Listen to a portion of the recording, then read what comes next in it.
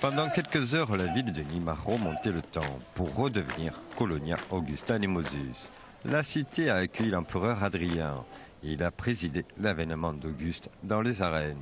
Nous sommes en 122, on présente l'histoire, c'est évidemment de parti pris. Le bon c'est César, les méchants c'est Brutus et Cassius, tel qu'Adrien, qui se considère au fond comme le successeur de César, pouvait présenter l'histoire donc aux Nîmois il y a presque 2000 ans.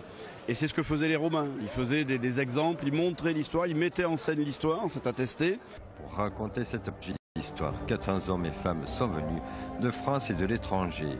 Sur le sable des arènes, on a pu voir des combats de gladiateurs, courses de chars et la reconstitution de la bataille de Grèce, où 40 légions romaines d'Octave Auguste ont fait face à l'armée de Brutus et Cassius, qui 2 ans auparavant avaient porté les derniers coups mortels sur Jules César. Il faut comprendre ce que sont les grands jeux romains, c'est-à-dire quelque chose qui était donné au public pour qu'il se distrait. On fait c'est la télévision ou le cinéma de l'époque. La constitution de la bataille était très très bien.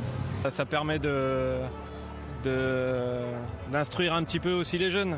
La marque du bâtisseur Auguste est présente à Nîmes, comme sa victoire sur Marc-Antoine et Cléopâtre, représentée par les crocodiles, emblème de Nîmes. Mais là, c'est une autre histoire.